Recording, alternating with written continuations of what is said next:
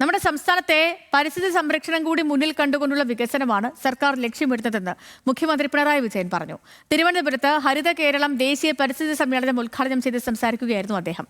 ഹരിത കേരള മിഷന്റെ തുടർ പ്രവർത്തനങ്ങൾ ത്രിദിന സമ്മേളനം ചർച്ച ചെയ്യും.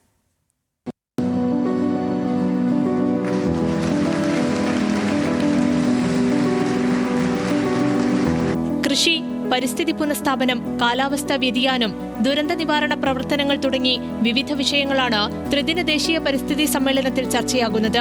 പാനൽ ചർച്ചകളും പ്രബന്ധാവതരണവും ഉൾപ്പെടെ സമ്മേളനത്തിന്റെ ഭാഗമായുണ്ടാകും. ഹരിത കേരള മിഷന്റെ തുടർ പ്രവർത്തനങ്ങളും വിലയിരുത്തലുകളുമാണ് സമ്മേളനത്തിന്റെ ഉദ്ദേശം. ഈ നടന്ന പ്രവർത്തനങ്ങളെ പരിശോധിച്ചുകൊണ്ട് വിലയിരുത്തിക്കൊണ്ട് തുടർ പ്രവർത്തനങ്ങളെ സംബന്ധിച്ചിട്ടുള്ള ധാരണകൾ ഉണ്ടാക്കുക, ഒരു പുതിയ ദിശാബോധം സൃഷ്ടിക്കുക. അതിനാവശ്യമായ തരത്തിലുള്ള വിദഗ്ധർ കേരളത്തിന് പുറത്തുനിന്നും അകത്തുനിന്നുമുള്ള വിദഗ്ധരടക്കം ആളുകൾ പങ്കെടുക്കുന്നുണ്ട്. നല്ല പ്രവർത്തനങ്ങൾ നടത്തിയ തദ്ദേശഭരണ സ്ഥാപനങ്ങളുടെ മുൻ ജനപ്രതിനിധികൾ, അതിന് നേതൃത്വം കൊടുത്തവരും അതേ തദ്ദേശഭരണ സ്ഥാപനങ്ങളിലെ ഇപ്പോൾ തെരഞ്ഞെടുക്കപ്പെട്ടു വന്നിട്ടുള്ള ജനപ്രതിനിധികളുണ്ട്.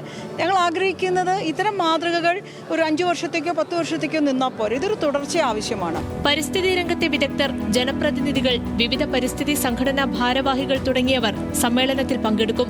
സമ്മേളനത്തിൽ സ്പീക്കർ AN ഷംസീർ നയരേഖ പ്രഖ്യാപനം നടത്തും. ബുധനാഴ്ചയാണ് ഹരിത കേരളം ദേശീയ സമ്മേളനത്തിന് സമാപനം. ന്യൂസ് മലയാളം, തിരുവനന്തപുരം.